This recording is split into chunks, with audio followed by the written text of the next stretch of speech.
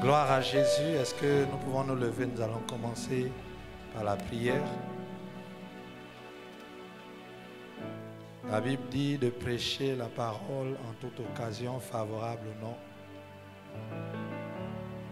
Il a dit, applique-toi à la parole, à l'enseignement, à l'exhortation. La Bible nous dit aussi que dans les derniers temps, les gens auront la démangeaison de la parole. Mais nous, nous sommes de Dieu. À qui d'autre irions-nous, car ces paroles sont esprit et vie. Alors pendant que ce chant passe, je nous invite à élever nos voix partout où nous sommes, disséminés dans le monde entier. Je bénis le Seigneur pour l'église de Bordeaux, l'église de France, Sive, Vaucluse, Sive, Libourne, Sive, Bordeaux, Sive, Paris, Sive, Toulouse, Sive, Libreville, Sive, Port-Gentil, Sive, Franceville. Soyez les bienvenus et que Dieu vous bénisse. Gloire à Jésus. Alors nous sommes dans la joie d'être avec vous.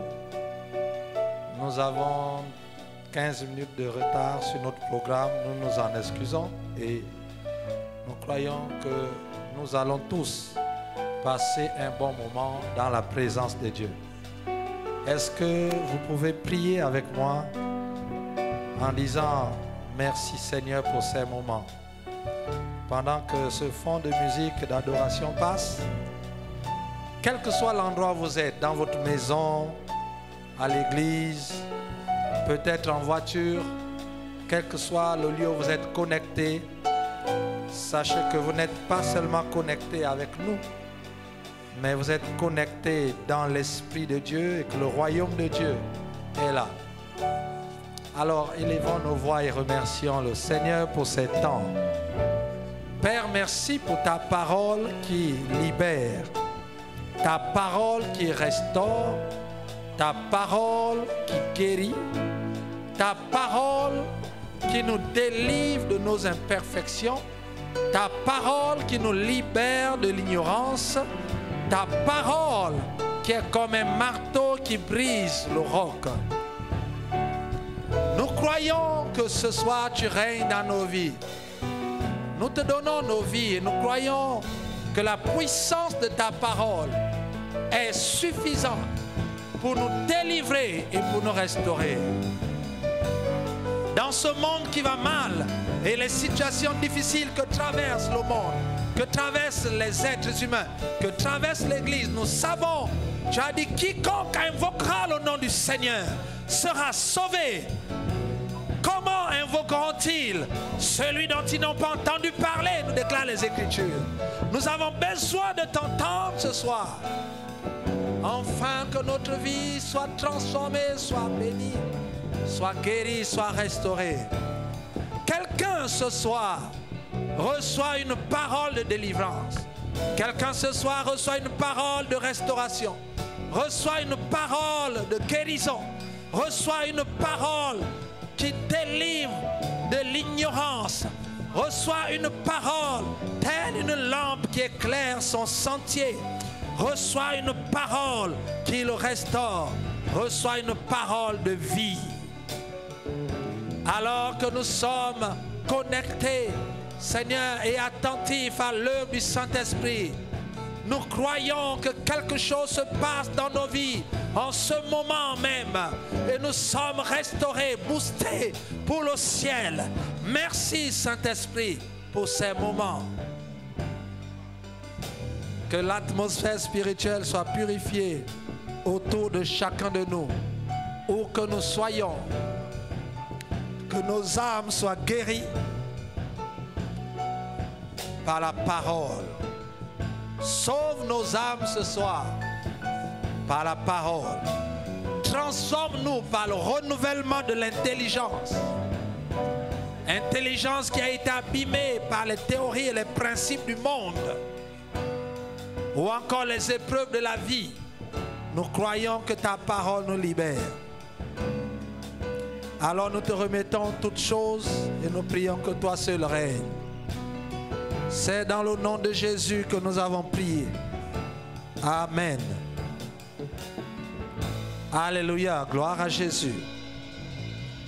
Bienvenue à ce temps, à ce séminaire, à ce temps d'enseignement, ce temps de délivrance, ce temps de restauration, ce temps où nous allons recevoir plusieurs hommes de Dieu qui vont passer pour nous aider, qui seront des canaux de bénédiction que le Seigneur va utiliser.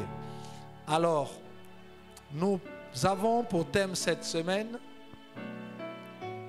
de la métanoïa à la métamorphose. Et il a dit, Jésus a dit dans sa parole, Matthieu chapitre 3, le verset, à partir du verset 1,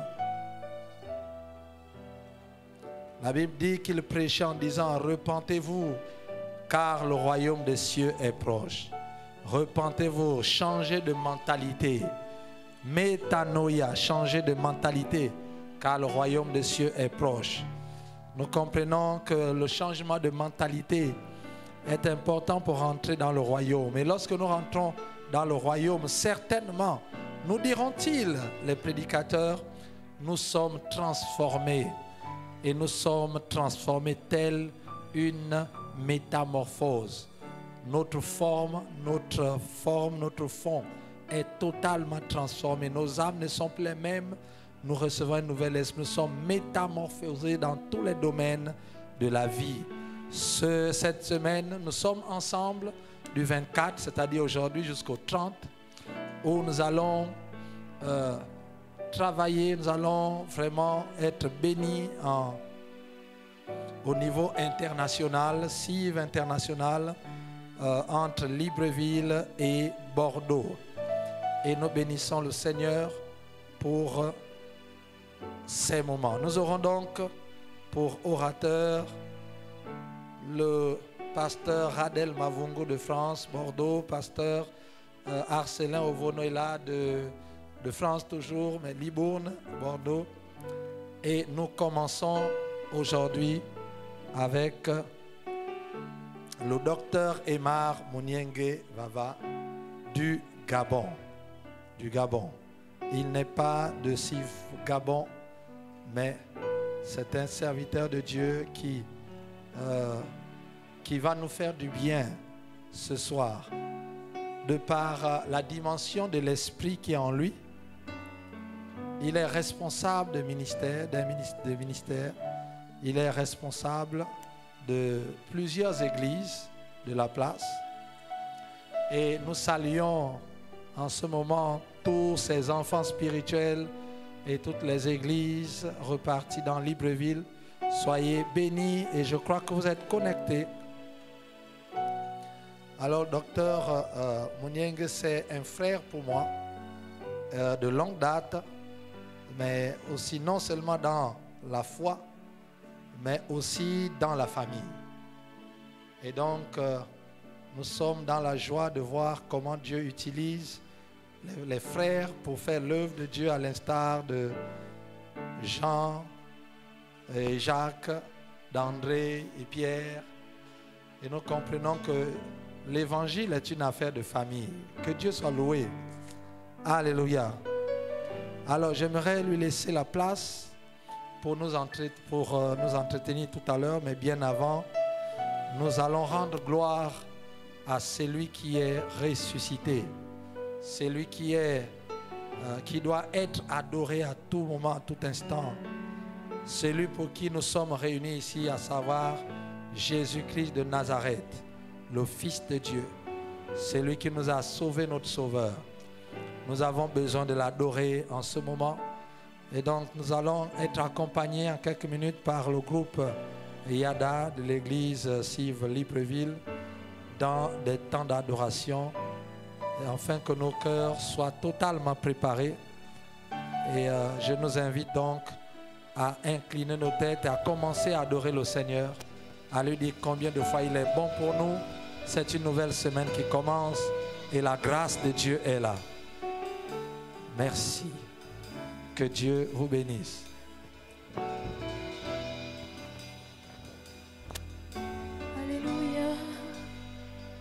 Seigneur, nous te rendons la gloire ce soir. Merci pour ces moments exceptionnels que nous allons passer cette semaine en ta présence. Et nous voulons t'adorer ce matin. En cette soirée, nous voulons t'adorer. Je viens dans ta présence, le cœur assoiffé de toi. Je m'attends à toi, Père. Je m'attends à toi, Père. Je viens dans ta présence, le cœur assoiffé de toi. Je m'attends à toi, Père. Je m'attends à toi. Je viens dans ta présence, le cœur assoiffé de toi. Je m'attends à toi. Je m'attends à toi. Je m'attends à toi, Père. Je viens dans ta présence, le cœur assoiffé de toi. Je m'attends à toi. Je m'attends à toi, Père. Je viens dans ta présence, le cœur assoiffé de toi. Je m'attends à toi. Seigneur, ce soir, je m'attends à toi. Je viens dans ta présence, le cœur assoiffé de toi. Seigneur, j'ai besoin de t'écouter ce soir, pendant cette semaine. Voilà pourquoi, Seigneur, je viens dans ta présence, le cœur assoiffé de je m'attends à toi, Père. Je m'attends à toi, Père. Je viens. Le cœur assoiffé de je m'attends à toi, Père. J'ai tellement besoin de toi, tellement besoin de toi. J'ai tant besoin de toi, Père. De toi seul, j'ai besoin de toi. J'ai tant besoin de toi, Père. De toi seul, j'ai besoin de toi. J'ai tant besoin de toi. J'ai tant besoin de tout, Père. J'ai tant besoin de toi, Seigneur. Dans ma vie de chaque jour, pendant mes temps sur la terre, j'ai tant besoin de toi. J'ai besoin de t'écouter, Seigneur. J'ai besoin d'entendre ces paroles de sagesse pour ma vie, ma famille, tes projets, pour me positionner comme il faut. J'ai tant besoin de toi, Père. J'ai tant besoin de toi. J'ai tant besoin de toi. Seigneur, j'aspire après toi. Mon cœur soupire après toi. J'ai tant besoin de toi, Père. J'ai tant besoin de toi.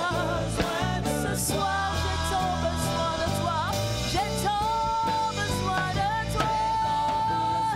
Alléluia, Seigneur. Sans toi, je ne peux rien.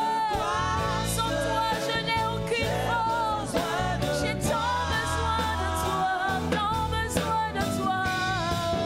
J'ai tant besoin de toi. J'ai tant besoin de toi.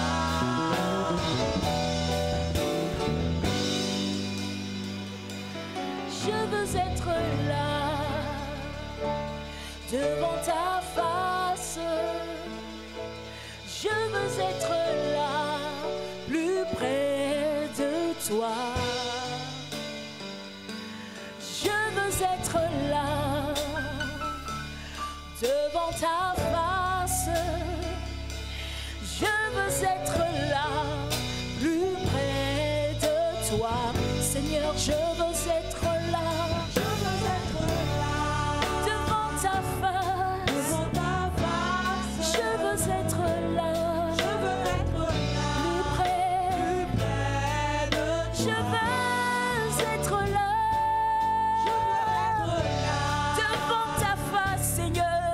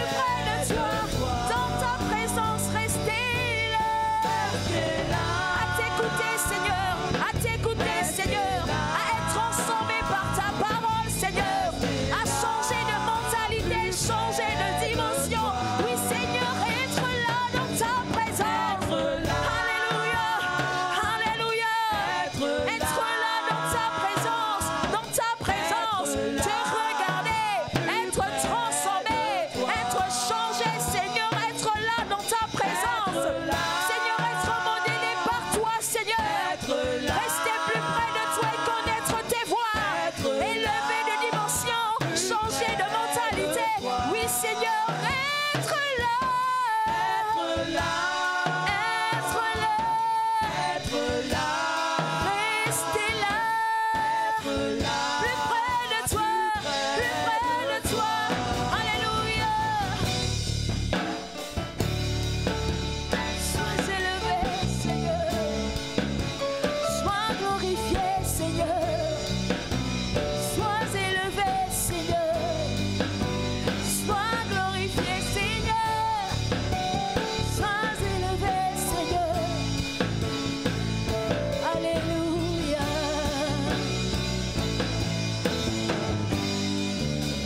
Dieu de majesté, couronné de gloire, tu règnes à jamais, ton royaume est éternel. Qui est comme toi, brillant de lumière, tu règnes à jamais, ton royaume est éternel. Dieu de majesté, couronné de gloire, alléluia, tu règnes à jamais, ton royaume est éternel. Qui est comme toi, brillant de lumière, tu règnes à jamais, tu règnes à jamais, tu règnes à jamais.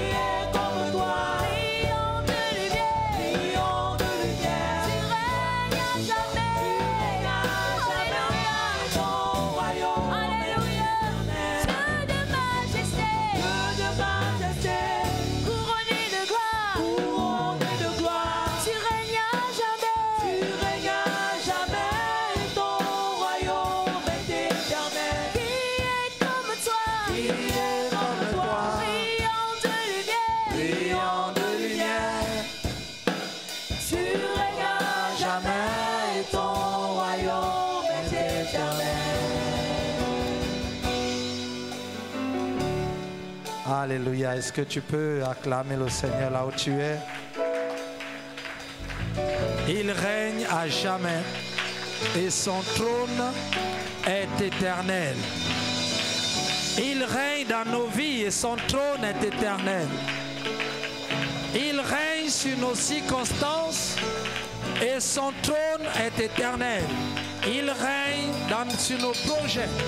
Il règne dans les temps difficiles et son trône est éternel. Il est élevé au-dessus des cieux et il règne à jamais.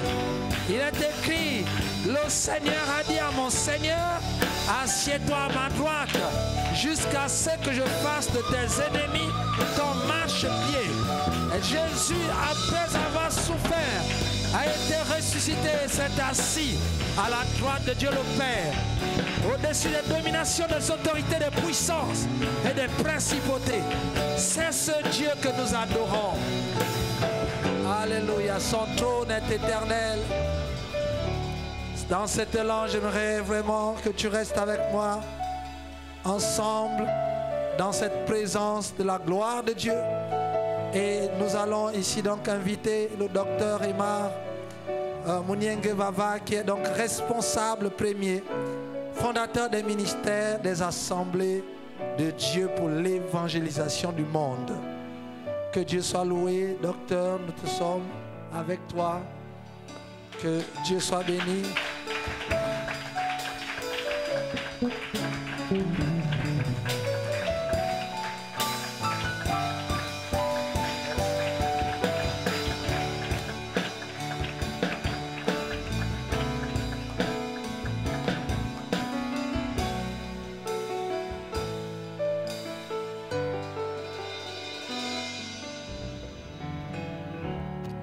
Alléluia, gloire à Dieu.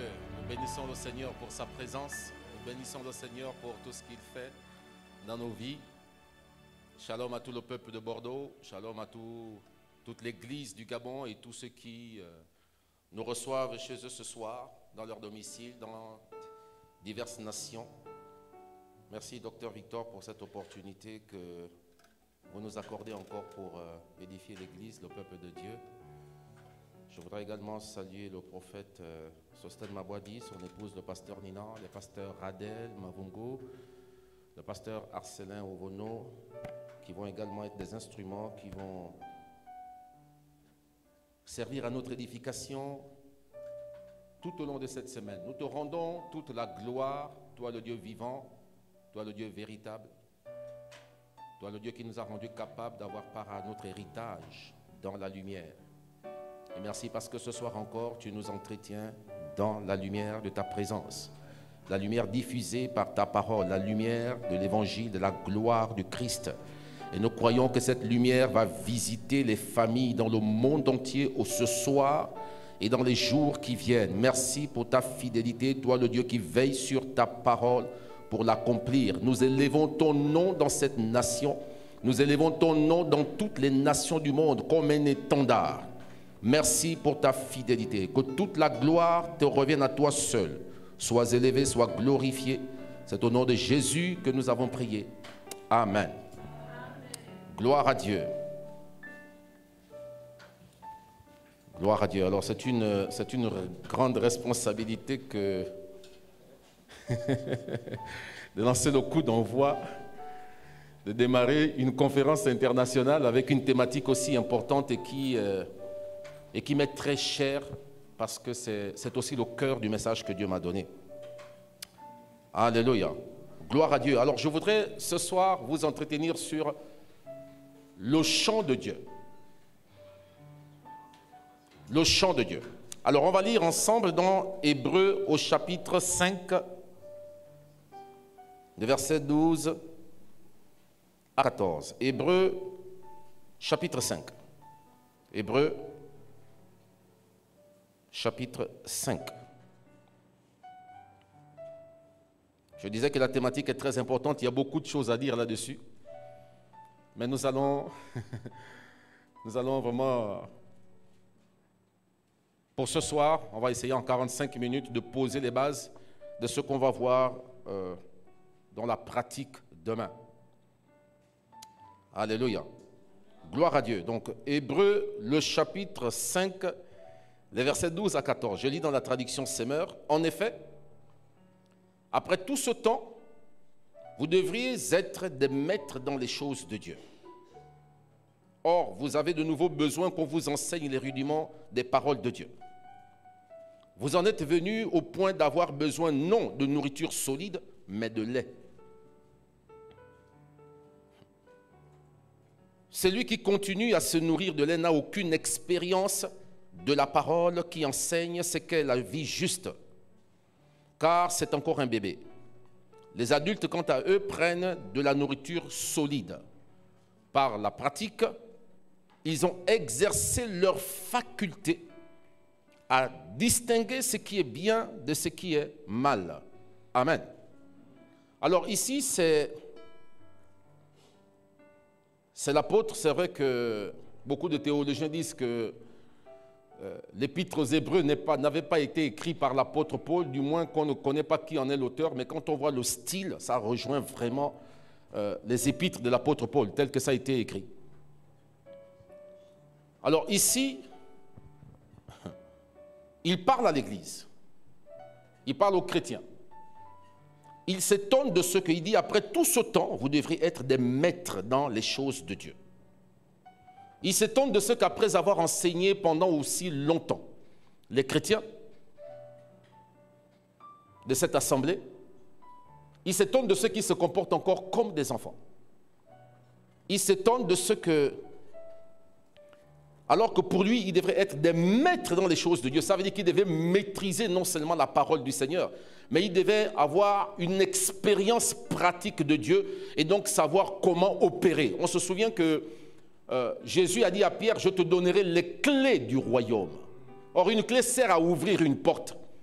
Donc, ici, il s'étonne de ce qu'ils sont encore des enfants, alors que pour lui, ils devraient être des maîtres des choses de Dieu. Et ce triste constat qu'il fait, c'est le même constat que nous faisons aujourd'hui.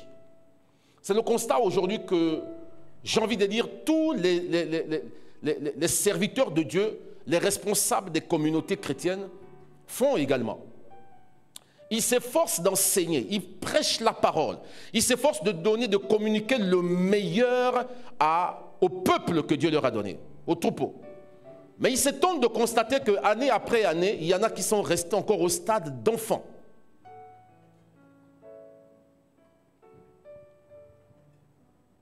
Et c'est le triste constat aujourd'hui de l'Église du 21e siècle. Des chrétiens qui, après avoir reçu la parole de Dieu, année après année, alors qu'ils devraient se lever. Écoutez, les disciples n'ont eu besoin que de 3 ans et demi. Jésus n'a pris que 3 ans et demi. Si Jésus estimait que 3 ans et demi n'étaient pas suffisants, il aurait pris 14 ans. Il aurait pris 20 ans avec eux, ou sinon qu'il devait commencer. Il y en a, j'ai partagé ça avec un homme de Dieu qui me disait, mais il se trouve qu'il devait, dans le dessein du Père, il devait passer 33 ans sur terre et pas plus. J'ai dit, mais dans ces cas, si tel était le cas, alors Jésus, s'il avait estimé que 3 ans, sinon 3 ans et demi n'étaient pas suffisants, il aurait commencé bien avant. Il aurait commencé 5 ans avant, pour leur communiquer suffisamment de vérités, de connaissances qui devaient leur permettre d'accomplir la mission qu'il leur avait confiée. Mais pourtant, après 3 ans, Jésus estime qu'ils sont prêts, puisqu'il leur donne la mission. Il dit, allez, faites de toutes les nations des disciples. 3 ans et demi ont suffi. 3 ans, des hommes qui n'avaient pas la Bible. Des hommes qui n'avaient pas la Bible que toi et moi nous avons. Mais 3 ans sans la Bible, après 3 ans et demi, ils ont embrasé le monde entier. Cet évangile nous est parvenu parce qu'ils se sont levés. Parce qu'ils ont mis en œuvre ce qu'ils ont reçu du Maître. Bien plus parce qu'ils se sont appropriés ce qu'ils avaient reçu du Maître.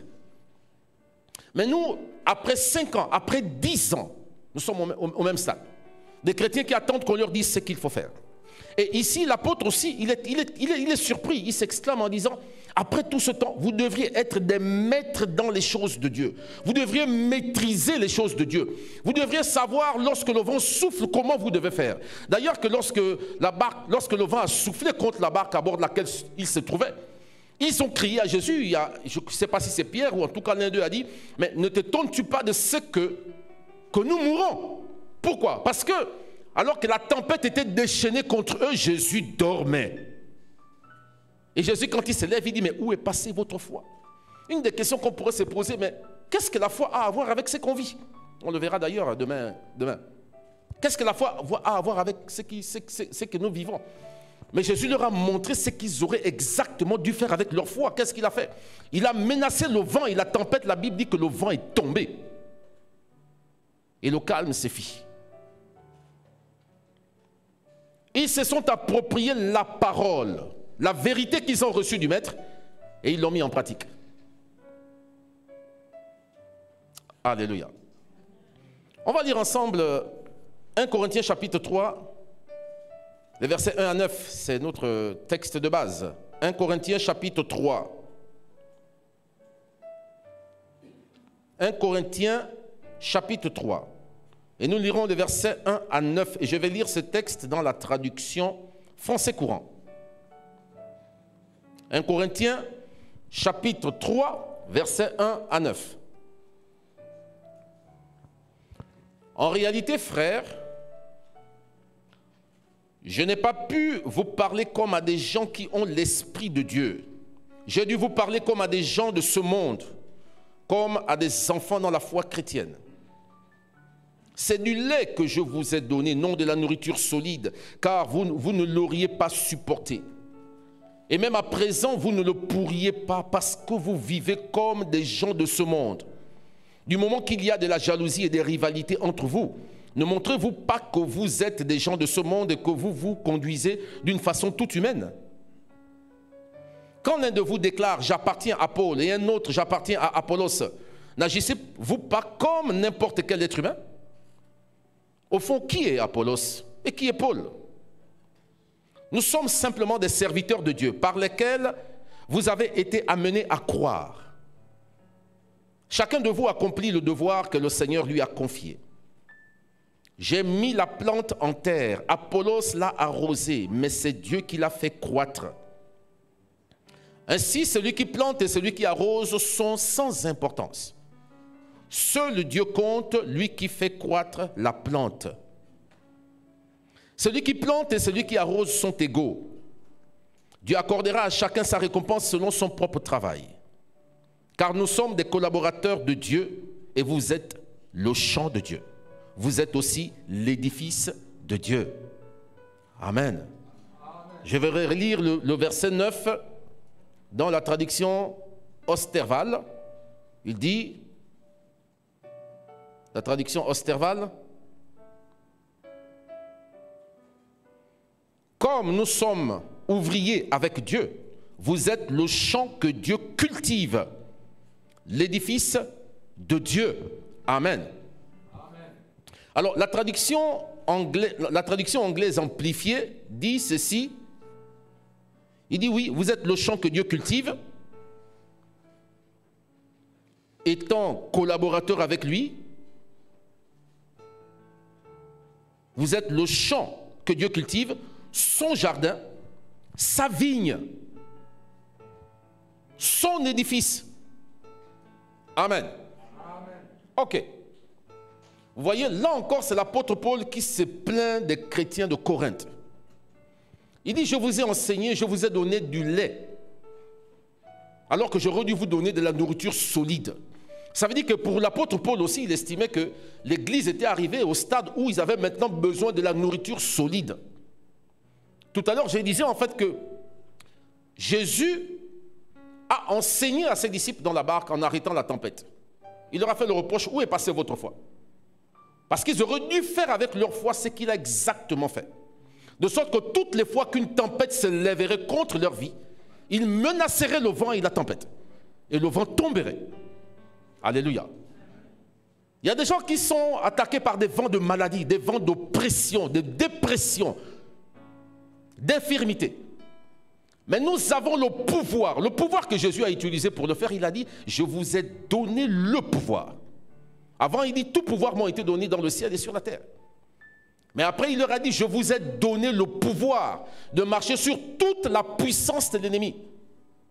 Il dit, rien ne pourra vous nuire. Parole de vie dit, rien ne pourra vous écraser. Rien ne pourra vous écraser. Mais les chrétiens d'aujourd'hui, après 5 ans, après 10 ans d'enseignement, lorsqu'ils font face à une petite tempête, ils courent voir le pasteur. Ils courent voir le pasteur. Mais voici aussi la raison pour laquelle Dieu permet les épreuves. Voilà aussi la raison pour laquelle Dieu permet des persécutions. On se souviendra dans Actes au chapitre 1, le verset 8, Jésus a dit à ses disciples, vous recevrez une puissance, le Saint-Esprit survenant sur vous, et vous serez mes témoins en commençant par Jérusalem chez vous. À Jérusalem, dans la Judée, la Samarie, et jusqu'aux extrémités de la terre. Le feu qu'ils devaient recevoir devait les amener à être témoins de Christ d'abord chez eux à Jérusalem. Et ils devaient continuer jusqu'aux extrémités de la terre en passant par la Judée et la Samarie. Malheureusement, après la Pentecôte, lorsque cette promesse s'est accomplie, après l'effusion du Saint-Esprit, ils se sont éternisés là à Jérusalem. Alors le Seigneur se sert de la persécution avec Saul de Tarse. La promesse était faite dans Actes chapitre 1, verset 8. Mais dans les versets Actes chapitre 8, verset 1, la persécution commence avec Saul de Tarse. Et voilà qu'ils sont dispersés. Et c'est comme ça que Philippe fuit en direction d'où? De la Samarie. C'est Philippe qui apporte le réveil en Samarie. Mais Philippe ne va pas en Samarie pour prêcher l'évangile. Philippe va en Samarie fuyant la persécution, fuyant la mort. Mais Dieu s'est servi de cette persécution pour qu'ils aillent là où il avait prévu qu'ils iraient. Ils devaient passer par la Samarie avant d'atteindre toutes les nations de la terre.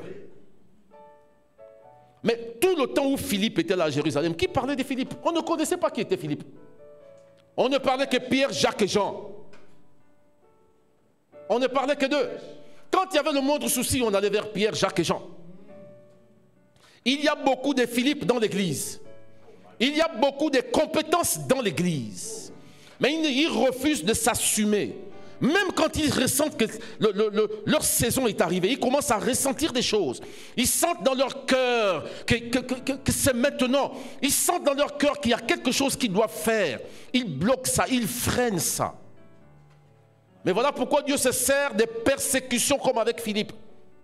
Pour amener Philippe à Samarie, afin que Philippe découvre qu'il a le même pouvoir que Pierre, Jacques et Jean. Et bien plus, il peut faire plus que Pierre, Jacques et Jean. Philippe a embrasé toute la Samarie, un seul homme. De sorte que lorsque Pierre, Jacques et Jean ont entendu les échos, ils sont allés sur place pour constater. Ils étaient dans l'étonnement. Mais ici, l'apôtre Paul aussi s'étonne de ce que les chrétiens de Corinthe sont encore au stade où ils ont besoin d'être enseignés sur les rudiments de la foi, alors qu'il voulait leur enseigner, leur communiquer de la nourriture solide. Mais il dit quoi? On va relire ça, bien-aimés. C'est notre texte de base. Hein? En réalité, frères, je n'ai pas pu vous parler comme à des gens qui ont l'Esprit de Dieu. J'ai dû vous parler comme à des gens de ce monde, comme à des gens à des enfants dans la foi chrétienne. C'est du lait que je vous ai donné, non de la nourriture solide, car vous ne l'auriez pas supporté, et même à présent, vous ne le pourriez pas, parce que vous vivez comme des gens de ce monde. Du moment qu'il y a de la jalousie et des rivalités entre vous, vous ne montrez-vous pas que vous êtes des gens de ce monde, que vous vous conduisez d'une façon toute humaine? Vous voyez? La jalousie est la manifestation de l'ignorance. La jalousie, la compétition, la comparaison, c'est la manifestation de l'ignorance. Lorsque tu manifestes de la jalousie, tu montres que tu es un enfant. Mais c'est ce qu'il dit. Du moment qu'il y a de la jalousie et des rivalités entre vous, ne montrez-vous pas que vous êtes des gens de ce monde et que vous vous conduisez d'une façon toute humaine. Quand l'un de vous déclare « j'appartiens à Paul » et l'autre « j'appartiens à Apollos », n'agissez-vous pas comme n'importe quel être humain? Au fond, qui est Apollos? Qui est Paul? Nous sommes simplement des serviteurs de Dieu par lesquels vous avez été amenés à croire. Chacun de nous accomplit le devoir que le Seigneur lui a confié. Waouh! Paul se rend compte qu'il y a des divisions dans l'église. Il y a des camps dans l'église. Certains se réclament être de Paul, d'autres se réclament être d'Apollos. Il dit, mais attendez, mais qui est Paul? Qui est Apollos? Nous ne sommes que des serviteurs que Dieu utilise pour vous amener à la foi. Il dit, chacun de nous ne fait que ce pourquoi Dieu l'a appelé. Chacun fait ce que Dieu lui a chargé de faire. Voilà pourquoi on ne peut pas comparer deux hommes de Dieu. Parce que chacun ne fait que ce que Dieu lui a appelé à faire. Tu ne peux pas faire autre chose que ce pourquoi Dieu t'a appelé à faire. Il a dit, ce qu'il a prédestiné, il les a appelés. C'est une prédestination. Chacun de nous a été préparé, programmé, designé par Dieu pour faire ce pourquoi il l'a appelé à faire.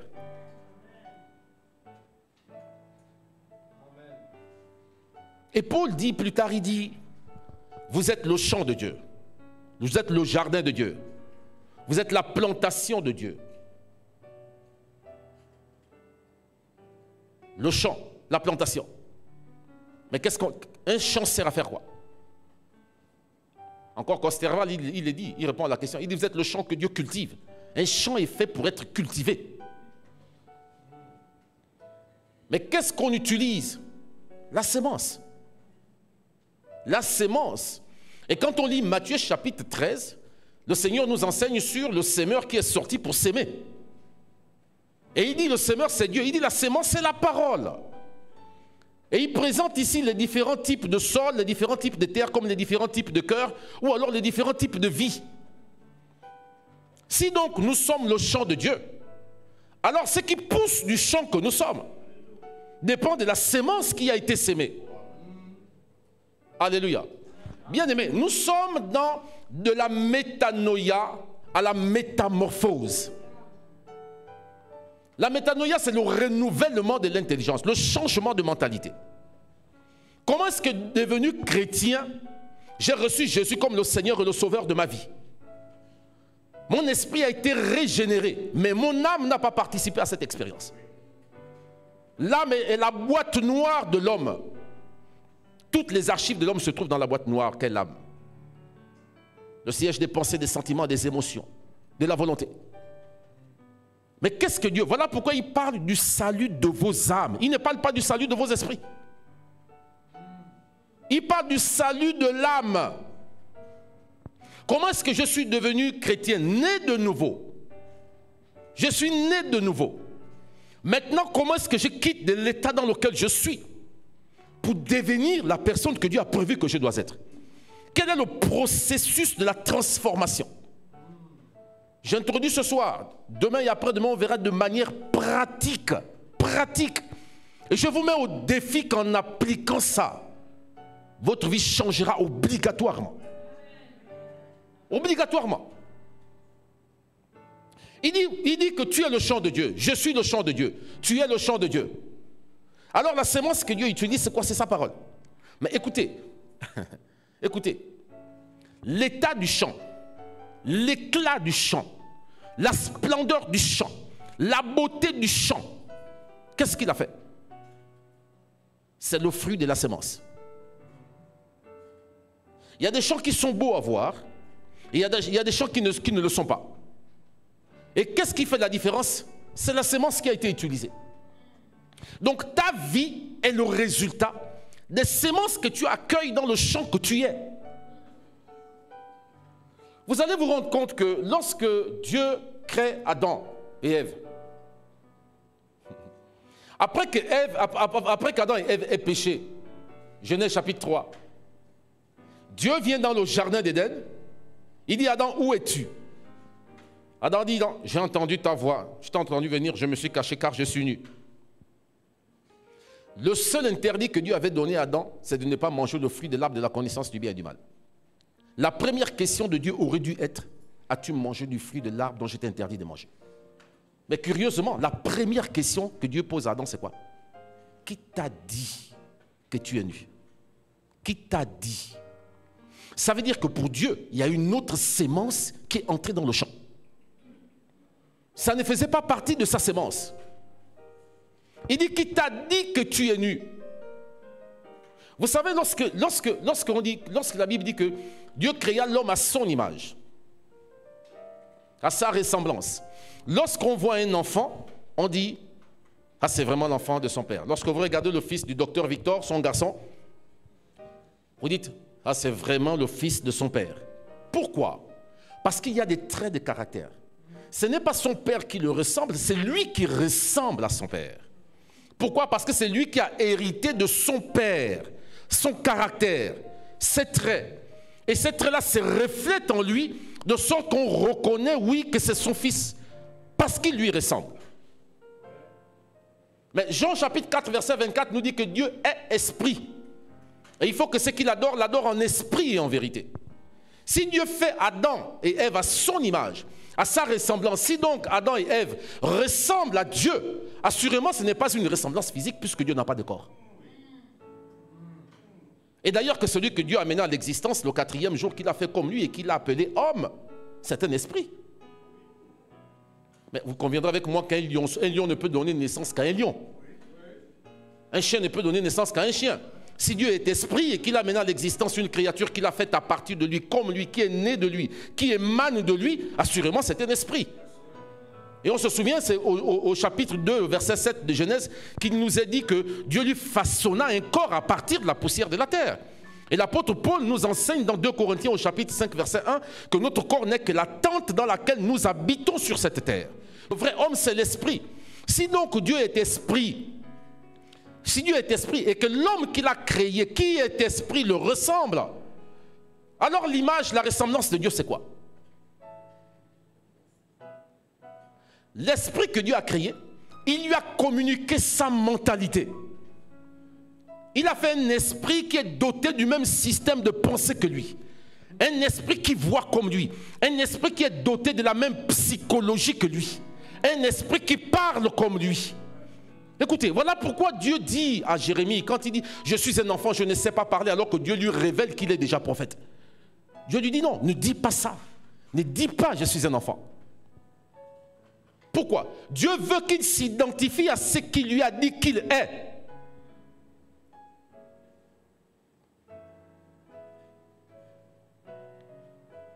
Nous sommes le champ de Dieu. Tu es le champ de Dieu.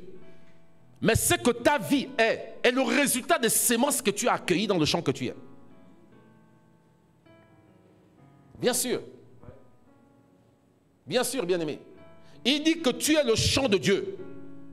Tu es le jardin que Dieu cultive. Et la sémence que Dieu utilise, c'est sa parole. Donc, ce qui est censé pousser du champ que tu es. Donc, ce que tu es censé manifester. Ce que tu es censé révéler. Ce que tu es censé démontrer. Ce que tu es censé être. Et le résultat des sémences qui entrent en toi. Donc, tu vois la responsabilité que tu as. Parce que c'est toi qui fais le choix des semences que tu entretiens en toi. Quelqu'un t'a dit, tu ne feras rien dans ta vie. Quelqu'un t'a dit, tu ne travailleras jamais, tu n'enfanteras jamais, tu ne te marieras jamais. De sorte que même après t'être marié, quand c'est difficile, tu repenses à ces paroles. Mais tu entretiens ces semences-là. Alors qu'il a dit, tout est possible à celui qui croit.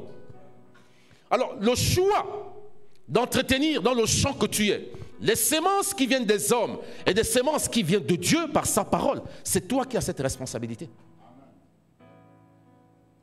Voilà pourquoi 1 Jean chapitre 5 verset 18 il dit que celui qui est né de Dieu se garde lui-même et le malin ne le touche pas. Comment est-ce que je me garde moi-même? Comment est-ce que je peux me garder moi-même? Je suis le champ de Dieu.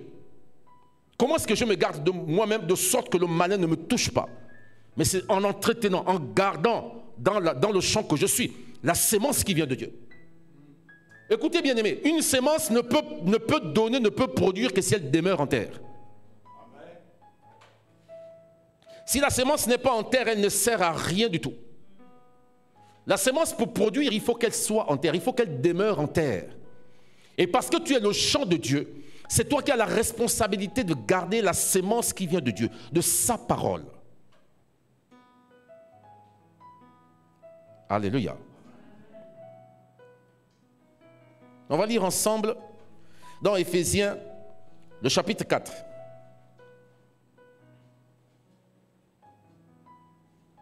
Vous voyez, Paul a dit, hein, il a dit qui est Paul, qui est Apollos. Il dit nous ne sommes que des serviteurs que Dieu utilise pour vous amener à la foi, pour vous amener à croire.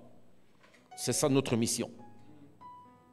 Et c'est pourquoi Jésus a fait don à son église, Éphésiens 4, 11 à 13, des uns comme apôtres, d'autres comme prophètes, d'autres comme évangélistes, d'autres comme pasteurs, d'autres comme docteurs, pour le perfectionnement des saints, en vue de l'œuvre du ministère.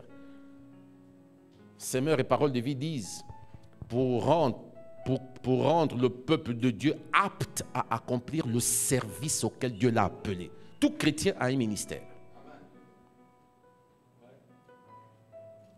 La mauvaise interprétation d'Éphésiens 4, 11 à 13 ont amené certains hommes de Dieu à dire qu'il n'y a que 5 ministères. C'est faux. Ministère, c'est service. Le ministère, c'est le service auquel le Seigneur m'a appelé. Mais tout le monde n'est pas appelé au ministère de la parole. Il y en a que Dieu a appelé à le révéler dans ce monde, dans le domaine des affaires. Il y en a que Dieu a appelé dans ce monde pour le révéler sur le plan politique. Alléluia. On va lire Éphésiens chapitre 4, versets 17 à 24. Éphésiens chapitre 4. Éphésiens chapitre 4, versets 17 à 24. Désolé d'aller très vite parce que nous sommes pris par le temps. Éphésiens chapitre 4, versets 17 à 24. Et je vais lire ce texte-là dans la traduction Semeur. Éphésiens chapitre 4, versets 17 à 24. C'est encore l'apôtre Paul qui parle aux chrétiens d'Éphèse. Il leur dit, « Voici donc ce que je vous dis, ce que je vous déclare au nom du Seigneur. Vous ne devez plus vivre comme les païens qui suivent leurs pensées vides de sens. Ils ont en effet l'intelligence obscurcie et sont étrangers. Ils sont étrangers à la vie que Dieu donne, à cause de l'ignorance qui est en eux et qui provient de l'endurcissement de leur cœur. Ayant perdu tout sens moral, ils se sont livrés à l'inconduite pour se jeter avec frénésie dans toutes sortes de vices. Mais vous qui? Vous les chrétiens, vous la nouvelle création de Dieu, vous les membres du peuple saint de Dieu. Il dit, mais vous, ce n'est pas ainsi que vous avez appris Christ, puisqu'on vous a fait savoir ce qu'il est et qu'on vous a enseigné dans le cadre de votre union avec lui, ce qui est conforme à la vérité qui est en Jésus. Cela consiste à vous débarrasser de votre ancienne manière de vivre, celle de l'homme que vous étiez autrefois et qui se corrompait en suivant ses désirs trompeurs, à être renouvelé quant à votre esprit et votre intelligence, et à vous revêtir de l'homme nouveau, créé conformément à la pensée de Dieu, pour être juste et saint conformément à la vérité. Amen. Alors, je vais relire juste le texte, les versets 22 à 24 dans la traduction seconde 21. La traduction seconde 21, il dit ceci. On vous a enseigné à vous débarrasser du vieil homme qui correspond à votre ancienne manière de vivre et s'est détruit sous le fait de ses désirs trompeurs. À vous laisser renouveler par l'esprit dans votre intelligence et à vous revêtir de l'homme nouveau créé selon Dieu dans la justice et la sainteté que produit la vérité. Amen. Donc ici, l'apôtre Paul ici, il dit, ne fonctionnez pas comme les païens. Les païens marchent selon la vanité de leurs pensées. Ils suivent leurs pensées vides de sens. Il dit, mais vous, ce n'est pas ainsi que vous devez marcher. Ce n'est pas ainsi. Vous ne devez pas fonctionner comme ça. Vous devez fonctionner conformément à la manière dont on vous a enseigné. Enseigné. Il dit, vous ne devez plus mener cette vie-là. Non. Il dit, mais vous, ce n'est pas ainsi que vous avez appris à connaître Christ, si du moins c'est lui que vous avez écouté, et si c'est en lui que vous avez été enseigné conformément à la vérité qui est en Jésus. Il dit, on vous a enseigné à vous débarrasser du vieil homme qui correspond à votre ancienne manière de vivre et s'est détruit sous l'effet de ses désirs trompeurs. Il dit, on vous a enseigné à vous débarrasser du vieil homme qui est votre ancienne manière de vivre. 2 Corinthiens 5, 17, il dit que si quelqu'un est en Christ, il est une nouvelle créature. Les choses anciennes sont passées, voici toutes choses sont devenues nouvelles. Beaucoup de chrétiens s'étonnent, beaucoup de chrétiens s'interrogent à cause justement du décalage qu'il y a entre ce que Dieu dit dans sa parole et ce qu'ils sont. Ils savent qu'étant nés de nouveau, ils sont censés vivre en nouveauté de vie. Les choses anciennes, ça veut dire ce qu'ils vivaient autrefois. La vie qu'ils menaient autrefois est censée disparaître. Mais ils s'étonnent de ce que, année après année, alors qu'ils ont donné leur vie à Christ, les choses anciennes là, ce sont les mêmes choses qui continuent aujourd'hui. Mais l'apôtre Paul dit ici, on vous a enseigné à vous débarrasser du vieil homme qui correspond à votre ancienne manière de vivre. Se débarrasser du vieil homme, de l'ancienne manière de vivre, ça s'enseigne, bien-aimé. Il faut être enseigné. Il dit, on vous a enseigné à vous débarrasser du vieil homme qui correspond à votre ancienne manière de vivre. Si tu n'es pas enseigné à te débarrasser du vieil homme, si tu n'es pas enseigné à te débarrasser de l'ancienne manière de vivre, si tu ne sais pas comment s'en défaire, tu vas continuer de mener la même vie alors que tu es né de nouveau. Tu as besoin d'être enseigné.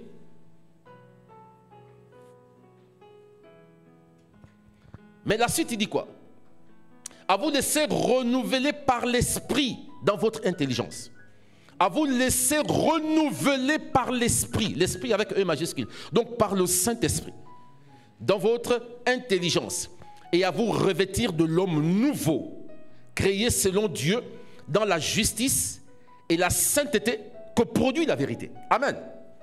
Vous voyez, il dit ici, il dit en fait, la vie juste. Quand vous voyez Matthieu chapitre 6, verset 25 à 33, Jésus dit, au 12, il dit, ne vous inquiétez pas de ce que vous mangerez, de ce que vous boirez, de quoi vous serez vêtus. Il dit, votre Père sait que vous en avez besoin. Il dit, ces choses-là, ce sont les païens qui les recherchent. Il dit, mais vous, recherchez premièrement, avant toute chose, le royaume de Dieu et sa justice. La traduction Semeur dit, recherchez premièrement le règne de Dieu et la vie juste que Dieu demande. Et la vie juste que Dieu demande. Bien-aimés, vérifiez vos Bibles. Il dit, recherchez premièrement le règne de Dieu et la vie juste que Dieu demande. Donc Dieu demande cette vie juste. Dieu demande que nous menions cette vie juste. Mais ici, il nous dit, et à vous revêtir de l'homme nouveau, créé selon Dieu. Le second dit selon la pensée de Dieu. Donc la sémence ici, c'est quoi? C'est la pensée, donc la parole de Dieu. Il dit créé selon Dieu dans la justice et la sainteté que produit la vérité. Qu'est-ce qui produit cette vie juste et sainte que Dieu nous demande? C'est la vérité. Qu'est-ce qui produit cette vie juste et sainte que Dieu demande, que Dieu attend de nous? C'est la vérité. Jésus a dit, ta parole est vérité. Ta parole est vérité. Et Jésus et sa parole ne font que un. Et comme dit Colossiens 1, 18, il dit la vie nouvelle commence en lui. En lui. Or, il est la parole. Ça veut dire que tu peux être un moteur 4x4 de la prière. Si tu n'aimes pas la parole, si tu mènes une vie en dehors de la parole, si tu ne médites pas la parole. Écoutez, la parole de Dieu est l'environnement de l'homme intérieur. La parole de Dieu, c'est l'environnement du chrétien. Il dit que c'est la vérité qui produit la vie juste et sainte que Dieu nous demande. C'est la vérité qui la produit. Et quand vous lisez Romains chapitre 12, verset 2, il dit ne vous conformez pas au siècle présent, mais soyez transformés. Puisqu'il est question de transformation. On parle de métamorphose, c'est la transformation.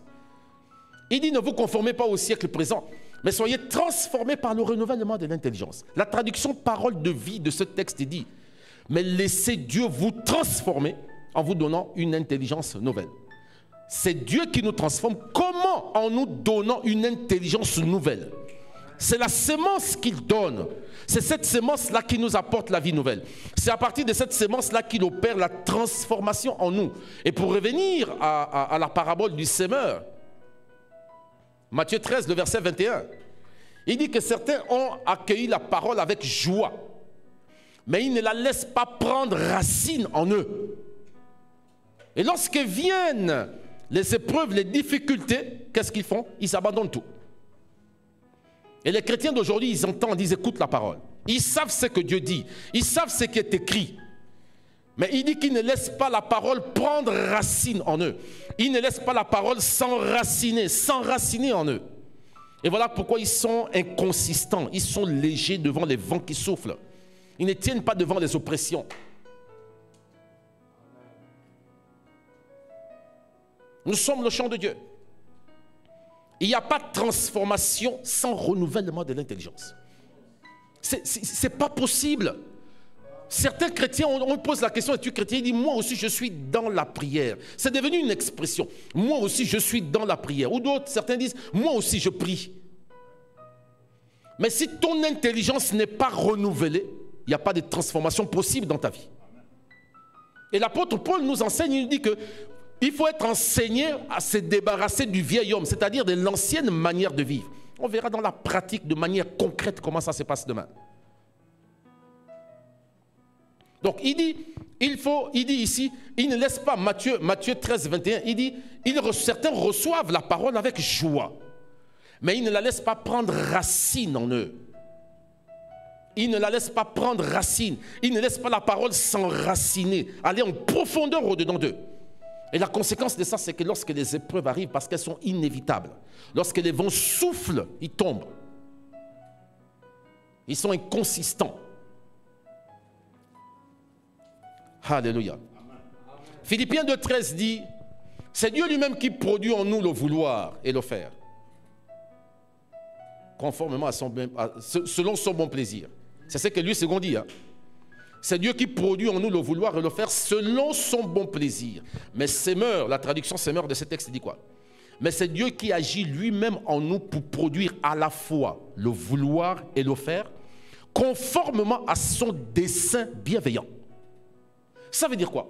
Ça veut dire que ce que Dieu met dans notre cœur, la sémence qu'il met en nous, sert son dessein pour notre vie. Or, notre transformation, notre métamorphose sert le dessein de Dieu.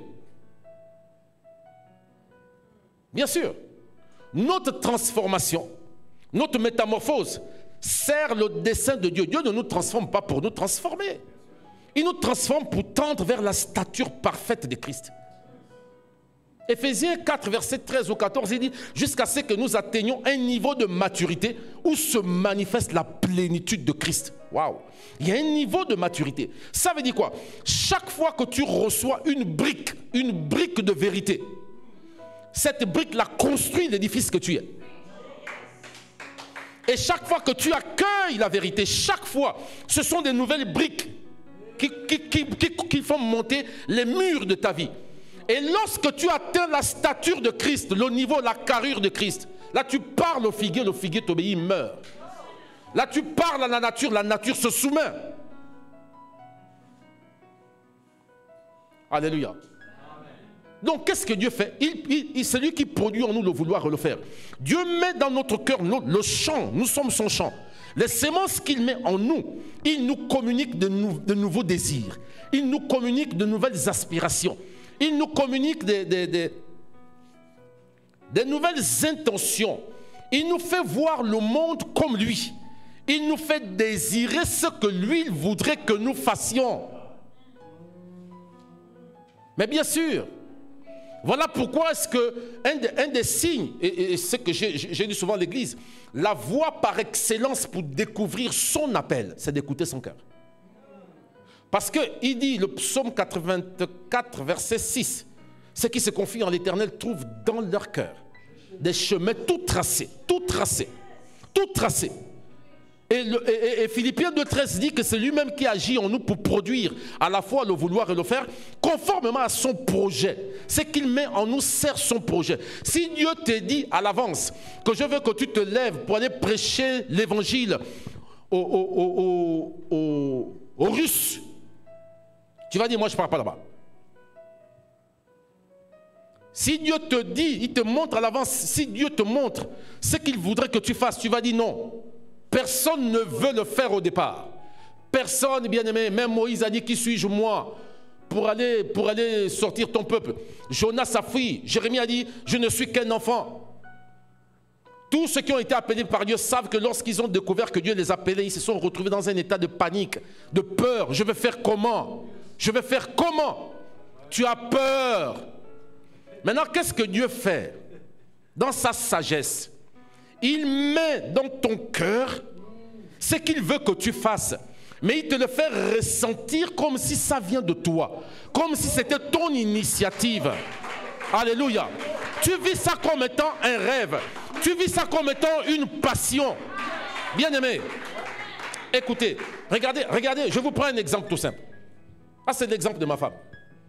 Vous passez quelque part, vous voyez par exemple un enfant, comment on les appelle les enfants de la rue. Tu vois un enfant qui est abandonné dans la rue. Tout le monde passe par là, tout le monde est indifférent. Mais tu passes par là, ça te fait mal dans ton cœur. Tu dis, mais vraiment, si j'avais les moyens, je devais construire un grand bâtiment, des structures équipées pour m'occuper de ces enfants-là. Je passerais dans toute la ville pour les ramasser tous et je devais m'occuper d'eux. Pourquoi est-ce que toi, tu as de la compassion pour lui et pourquoi tous les autres n'ont pas de compassion pour lui? Mais c'est Dieu qui dépose ça dans ton cœur. Dieu te fait ressentir ce à quoi il t'a appelé, bien-aimé. Lorsque Jérémie s'est retrouvé combattu, oppressé, à cause justement des prophéties qu'il libérait, poussées par Dieu, il a commencé à être combattu. Il a même été emprisonné par le sacrificateur Pachour, qui était le grand sacrificateur de l'époque. Le sacrificateur Pachour l'a mis en prison. Et Jérémie, dans ses lamentations, il dit, même quand je prends la décision de ne plus jamais parler de toi, il dit, il y a dans mon cœur un feu qui brûle. Je n'arrive pas à le contenir. Et il me pousse toujours à parler de toi. Je suis surpris de voir qu'aujourd'hui, beaucoup qui se réclament être appelés à tel ministère, mais ils attendent qu'on leur dise ce qu'ils doivent faire, mon Dieu. Mais c'est dans le cœur. Dieu te fait vivre ça comme étant une passion. Tu ne te sens pas vivre sans ça. Tu ne te sens pas vivre sans ça. C'est plus grand que tomber amoureux d'une femme. Le bien, c'est-à-dire que tu trouves ton plaisir, tu trouves ta rémunération dans la joie et le plaisir que tu trouves à le faire. Alléluia. Ma femme, quand parfois on se retrouve les soirs avec mes fils à la maison, dès qu'on a commencé, quand elle regarde, par exemple, qu'il est déjà 19h30, elle dit, bon, moi je vais dormir. Je sais que quand ça a commencé là, le jour risque de vous trouver là. Elle dit, quand tu as commencé d'enseigner, tu ne veux plus t'arrêter. Un jour, elle me regardait comme ça là. Je lui ai dit, tu me regardes comme ça, pourquoi? Elle me dit, mais je n'avais jamais imaginé. Ça fait 24 ans qu'on est ensemble. Je n'avais jamais imaginé que tu serais aussi passionné de ta vie. Mais je suis impressionné vraiment de ce que Dieu fait dans ta vie. Et je rends gloire à Dieu pour ça. Et tous les prédicateurs, du moins tous les serviteurs de Dieu savent que peu importe la frustration qu'il vit, l'injustice qu'il vit, mais quand il se retrouve en train de faire ce à quoi Dieu l'a appelé, oh, il a oublié tout ça. Il se sent comme un poisson dans l'eau. Il se sent bien là-dedans. Alléluia. Bien-aimé, la sémence que Dieu utilise pour nous transformer, c'est sa parole. Mais c'est ta responsabilité. Voilà pourquoi, écoutez, voilà pourquoi il dit, garde ton cœur plus que toute autre chose. Le proverbe 24, le proverbe 4, verset 20 à 23. Garde, il dit, mon fils, prends garde à ce que je te dis, prends garde à mes paroles. Ne les jette pas dans l'oubli. Garde-les au fond de ton cœur, car c'est la vie pour ceux qui les accueillent. Il dit, mes paroles là apportent la vie à ceux qui les accueillent et la santé du corps. Mais après, il dit quoi? Il dit, garde ton cœur plus que toute autre chose, car c'est de lui que te viennent les sources de la vie. Ça, c'est ce que lui, second dit. Semeur dit quoi? Il dit, veille soigneusement sur ton cœur, car il est à la source de tout ce qui fait ta vie. C'est ce que Semeur dit, vérifiez votre version Semeur. Proverbe 4, 23. Il dit, veille soigneusement sur ton cœur, car ton cœur est à la source de tout ce qui fait ta vie. Ça veut dire que tout ce que tu es appelé à devenir, tout ce que tu seras, la source, l'origine, le point de départ, c'est où? C'est ton cœur. Pourquoi? Parce que c'est là que Dieu vient déposer la sémence. Dieu vient déposer dans ton cœur ce qui sert son dessein, ce que tu as appelé. Parce que tu es le champ de Dieu. Et c'est là que Dieu vient s'aimer. Alléluia. Et Romains 5, 17 dit quoi? Ceux qui reçoivent l'abondance de la grâce et le don de la justice régneront ici-bas avec Christ. Ceux qui reçoivent l'abondance de la grâce et le don de la justice régneront ici-bas avec Christ. Il faut recevoir. Il dit, c'est ceux qui reçoivent l'abondance de la grâce. La grâce, c'est la faveur imméritée de Dieu. Tout est grâce. Mais il faut recevoir. Ce n'est pas, c'est pas juste une affaire de savoir ce que la Bible dit. Non. Non. Non. Si tu n'as pas accueilli ça sur ton champ, si la sémence n'est pas rentrée en terre et que tu la conserves en terre, elle ne produira pas. Elle ne produira pas. Vous avez vu Colossiens 3,16. Traduction Semeur. Colossiens chapitre 3, verset 16. Il dit que la parole de Christ habite abondamment en vous. Qu'elle vous inspire une pleine sagesse pour vous instruire et pour chanter au Seigneur des cantiques nouveaux sous l'inspiration de la grâce. La parole de Dieu donne l'inspiration. La parole de Dieu donne la révélation. Comment devenir de plus en plus sensible sur le plan spirituel, sur le plan prophétique. Il faut être rempli de la parole. Qu'elle vous inspire. C'est David qui a dit, psaume 119, du verset 97 au verset 106. Il dit, combien j'aime ta parole. Tout le jour, je la médite. Elle fait tout le jour, elle est l'objet de ma méditation. Il y a une traduction qui dit, elle occupe mes pensées tout le jour. Il dit, elle me rend plus sage que mes maîtres, plus avisé qu'eux. Elle me place au-dessus des hommes de ce monde. Quoi? Ta parole. Ta parole. Donc tu es le champ de Dieu.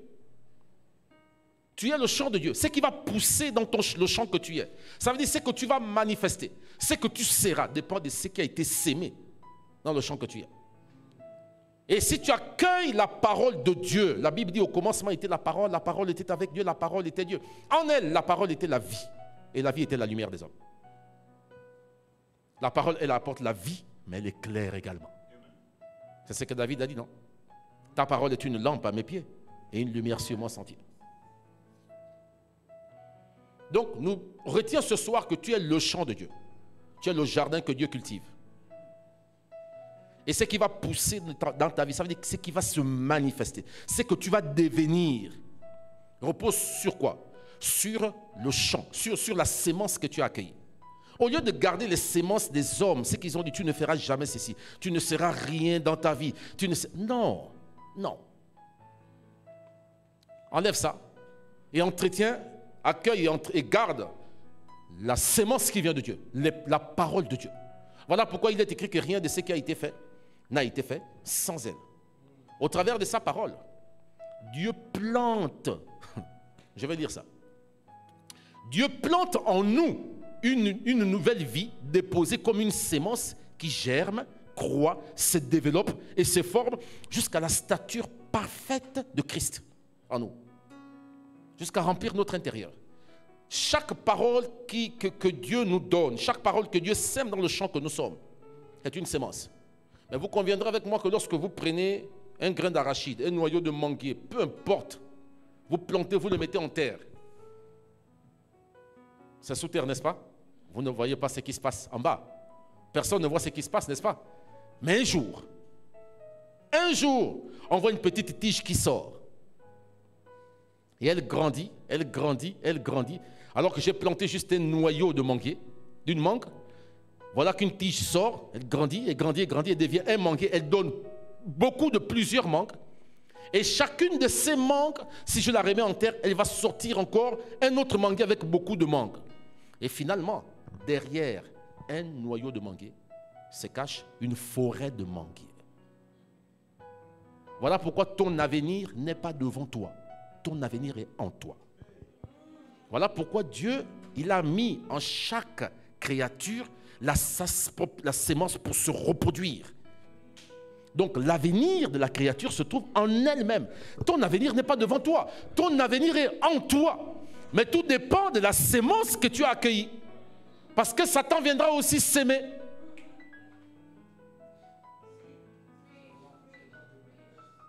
Alléluia. Alléluia. Quand tu comprends ça, tu vas te gaver de la parole. Tu vas dévorer la parole. Tu vas la bouffer sans modération. Un jour, ma femme m'a fait... En fait, on habitait à la cité de la Caisse et chaque fois j'achetais le journal L'Union. On a terminé. Hein. J'achetais le journal L'Union. Et puis à un moment donné, ça encombrait le coin de la chambre. C'était toute une montagne comme ça. Il y avait des centaines et des centaines de journaux là. Et ça devenait encombrant. Et puis j'arrivais bon après-midi, tout avait disparu. Je me suis dit, mais où sont mes journaux là?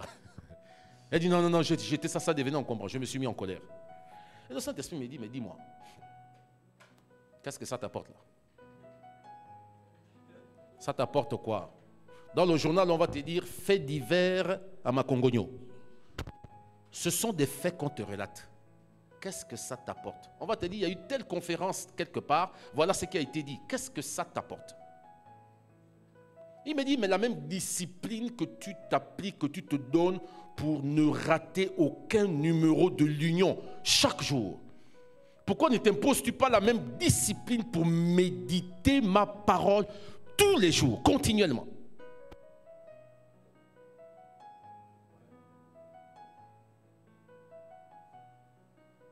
Nous disons le pays se porte mal, n'est-ce pas? Mais sur quelle base? C'est que Gabon 24 nous dit. C'est que l'Union nous dit, n'est-ce pas? C'est que France 24 nous dit. Mais qu'est-ce que Dieu dit?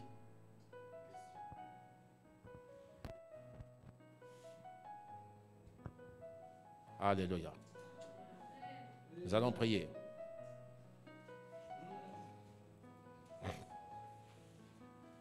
Tu comprends ce soir la responsabilité que tu as. En tant que chrétien, tu es le champ de Dieu. Tu comprends la responsabilité que tu as. Parce que dans un champ, il y en a qui viennent s'aimer. Dieu vient s'aimer, les hommes viennent s'aimer, le diable vient s'aimer. Mais ta responsabilité, c'est de garder le champ que tu es. Veille soigneusement sur ton cœur, car il est à la source de tout ce qui fait ta vie. La qualité de ta vie repose et dépend de la qualité des semences que tu accueilles dans le champ que tu es. Si tu accueilles et entretiens la parole de Dieu continuellement, tous les jours dans ta vie, elle va produire ce qu'elle dit. Alléluia. Alors est-ce que nous pouvons rendre grâce à Dieu pour sa parole? Est-ce que nous pouvons bénir le Seigneur pour sa parole? Nous te rendons toute la gloire, toi le Dieu véritable, toi le Dieu vivant, toi le Dieu tout-puissant, toi qui nous as fait don de ta parole, toi qui nous as établi être ton champ. Ô Père, nous prions au nom de Jésus-Christ que tu sèmes davantage dans nos vies, que tu sèmes davantage au travers, au moyen de ta parole, la sémence de la vie, la sémence qui va nous amener à porter le fruit qui demeure. Tu as dit à Adam et Ève, multipliez-vous et remplissez la terre et assujettissez-la. Il n'y a pas de multiplication sans sémence. Et nous prions, Père éternel, notre Dieu, que tu sèmes davantage dans nos vies. Nous t'ouvrons grand nos cœurs pour recevoir ta parole, pour recevoir la vie qui vient de toi. Viens et sanctifie-nous continuellement par ta parole. Seigneur, fais-nous aimer ta parole, fais-nous affectionner ta parole. Ouvre nos cœurs afin de recevoir ta parole avec joie. Et apprends-nous, Seigneur, à laisser ta parole prendre racine en nous. Nous te le demandons au nom de Jésus-Christ. Merci pour ce soir. Merci pour ton peuple que tu bénis dans le monde. Merci pour ton peuple que tu restaures au travers de ta parole. Merci pour ton Église que tu sanctifies par ta parole dans toutes les nations du monde. Recevez la grâce de Dieu. Recevez la vie au nom de Jésus-Christ. Recevez la paix de Dieu qui surpasse toute intelligence au nom de Jésus-Christ. Oubliez votre passé, oubliez toutes les paroles de malédiction, toutes les paroles de limitation que les hommes ont déclarées contre vos vies. Mais recevez et accueillez favorablement la parole de Dieu, la sémence incorruptible, la sémence qui apporte la vie, la sémence qui apporte la restauration. Recevez au nom de Jésus-Christ. Au nom de Jésus-Christ. Seigneur, merci pour ta fidélité. Reçois la gloire, reçois l'honneur. Nous t'élevons, nous célébrons ton nom, nous célébrons ta grandeur et nous reconnaissons ce soir qu'en dehors de toi, il n'y a pas de vie. Merci pour la vie, merci pour ta présence, merci pour tout ce que tu nous fais. Tu fais dans nos vies. Comme David l'a dit, je serre ta parole dans mon cœur pour ne pas pécher contre toi, pour ne pas me détourner de toi, pour ne pas déraper. Je serre ta parole dans mon cœur. Que la louange et l'honneur te reviennent à toi seul. Béni soit ton Saint-Nom. C'est au nom de Jésus que j'ai prié. Amen. Gloire à Dieu. Que Dieu vous bénisse abondamment.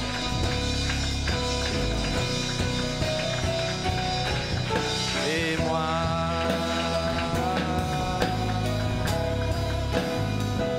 J'ai tant besoin de toi.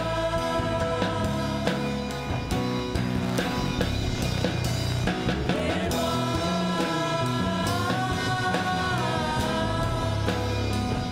je suis perdu sans toi. gloire à Jésus. Et moi,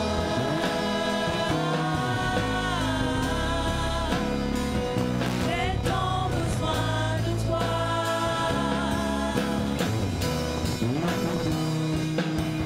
Et moi,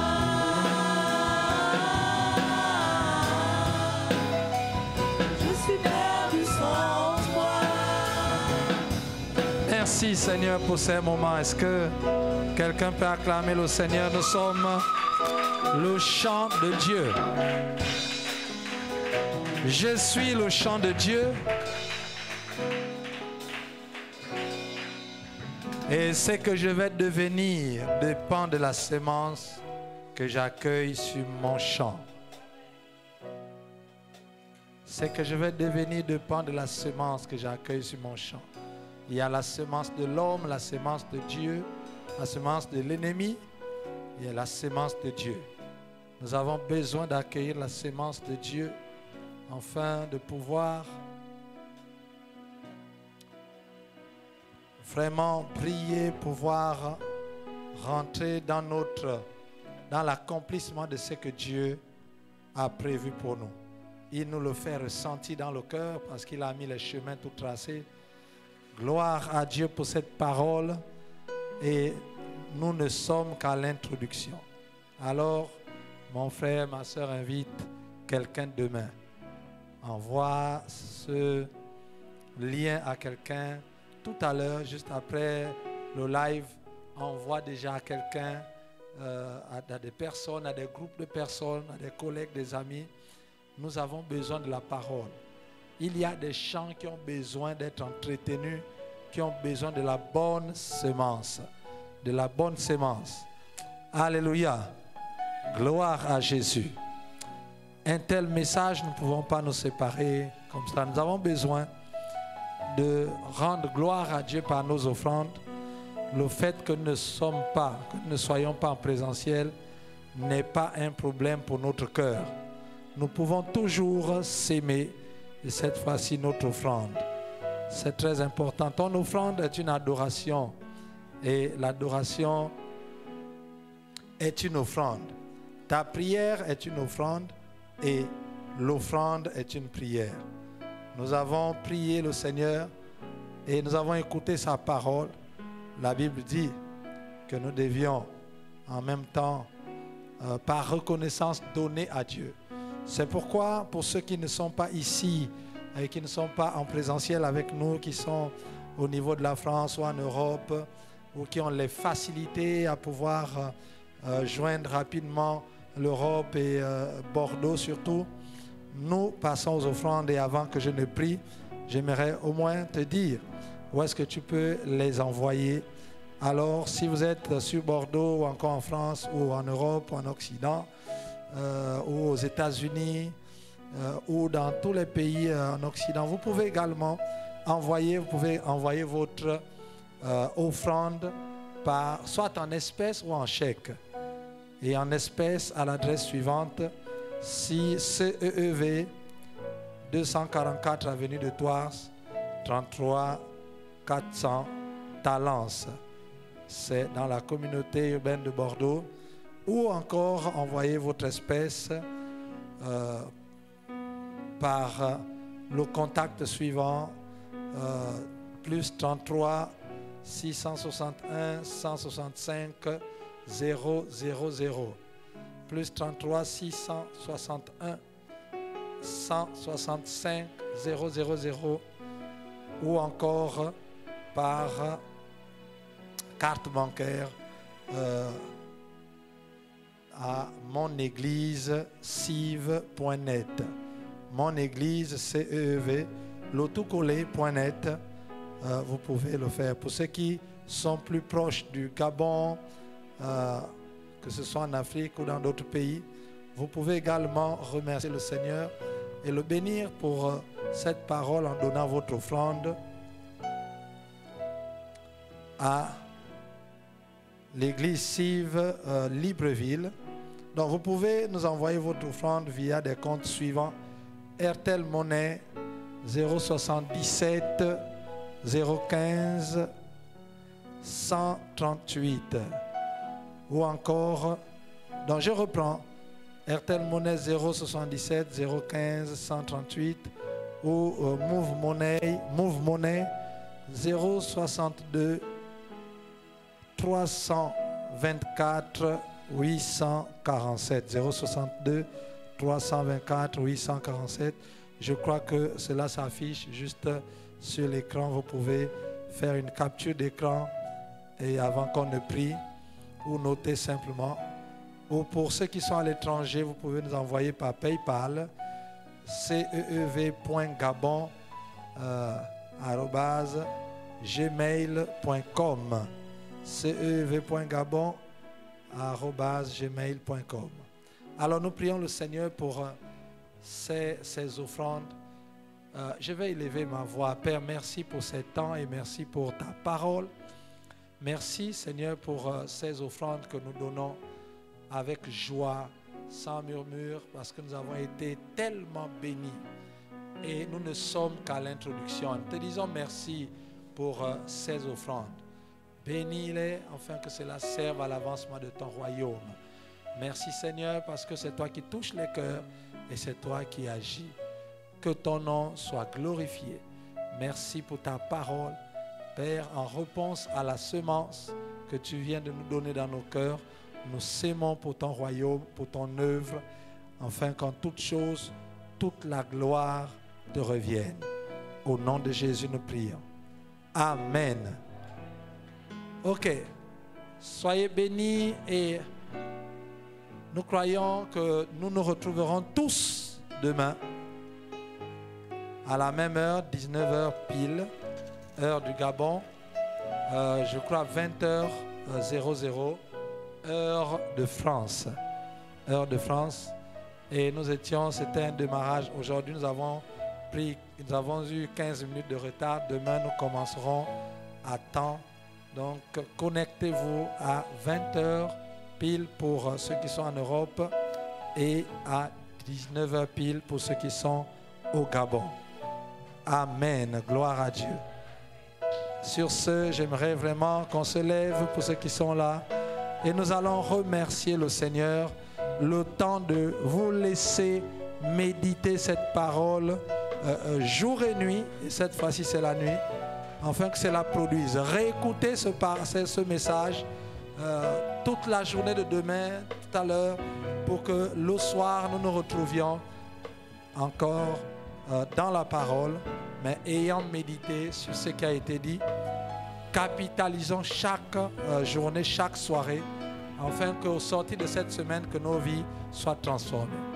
Que Dieu soit loué. Nous bénissons le Seigneur pour l'apôtre André Larue, le pasteur Chantal, prophète Sosten Mabwadi et le pasteur Nina Lisette Mabwadi, qui sont en ce moment du côté d'Israël avec la classe prophétique. Que Dieu vous bénisse en terre sainte. Gloire à Jésus. Nous remercions le Seigneur pour ces moments. Père, alors que nous rentrons chez nous, nous croyons, comme nous avons vu dans ta parole, nous prions que cette parole ne quitte pas notre esprit, ne quitte pas notre cœur, que nous continuions à méditer cette parole enfin, Seigneur, de récupérer toute la vie qui est là-dedans, afin que nos cœurs soient arrosés de la vie, Zoé de Dieu. Merci pour cet temps. Fortifie ton serviteur, Seigneur, le docteur Emma va pour demain, après-demain. Également, Seigneur, le pasteur Adèle, le pasteur Arcelin. Nous prions que cette semaine, Seigneur, soit saturée de la parole solide, Seigneur, qui nous fait grandir. Merci, Seigneur, de nous amener, Seigneur, dans un autre niveau de révélation, mais surtout de pratique de la parole. Seigneur, nous saluons déjà d'avance l'excellence de la révélation de la parole que tu vas encore nous donner demain, après-demain, jusqu'à la fin de la semaine. Que toute la gloire te revienne. Alors que nous rentrons, pour ceux qui sont en présentiel, garde chacun de nous et sois avec chacun de nous, Seigneur, pour toujours et à jamais. Au nom de Jésus, nous prions. Amen. Bonne soirée, que Dieu vous bénisse. Retrouvailles demain, 19h, heure du Gabon, 20h, heure de France. Que Dieu vous bénisse et restez dans la parole de Dieu.